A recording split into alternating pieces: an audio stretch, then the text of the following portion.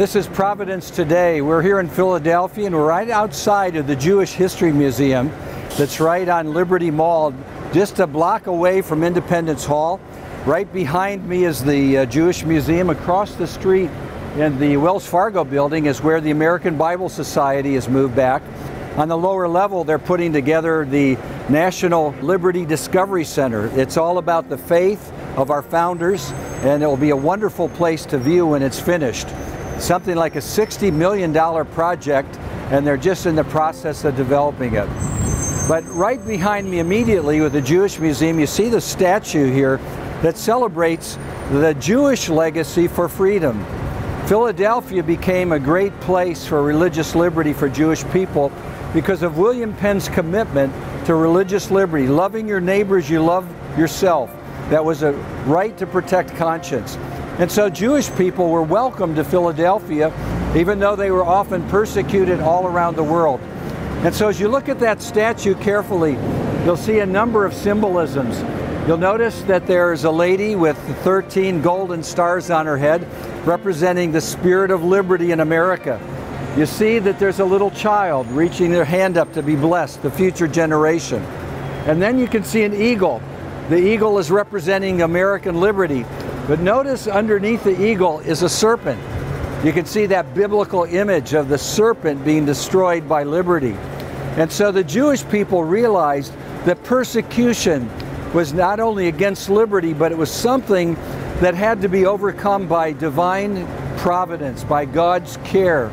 And so the idea of the spirit of liberty bringing a blessing of freedom to a child is symbolized in a way that you might not fully appreciate unless you know a little bit about the Jewish language. Well, you notice the hand of the lady reaching out.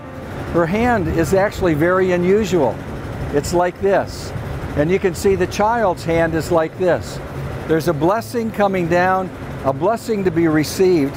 And you might say, well, what does that stand for? Well, if you know the Hebrew alphabet, that's the letter Shin. In English, we would say S-H, Sh. That is the beginning of the name El Shaddai, the name for God, the God who supplies all the needs of his people. That comes right out of the Bible in Genesis 17:1. And so the spirit of liberty is a gift from God himself. The Apostle Paul in the New Testament says, where the Spirit of the Lord is, there is freedom. The Spirit gives us this gift. Now, in terms of popular culture, some of you may be Star Trek fans. Maybe you remember Leonard Nimoy, the man who played Mr. Spock. Do you remember what his Vulcan symbol was? He actually tells a story in a background of his life where he says, I'm from a secular Jewish background, and once I went to worship in a Jewish synagogue, and a group of men were in front, and they had their hands something like this, celebrating. And he never forgot it. And so he said, I'm going to take that symbol for my character.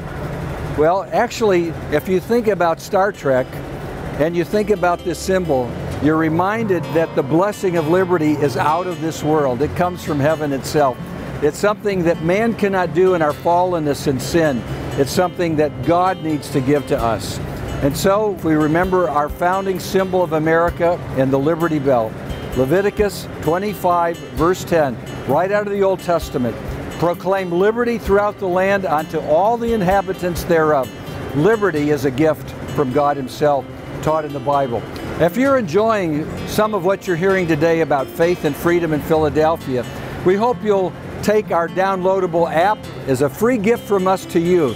You can find it online very easily, and you can go to providenceforum.org and get a great deal more information. It's a real privilege to be with you, and this is Providence Today.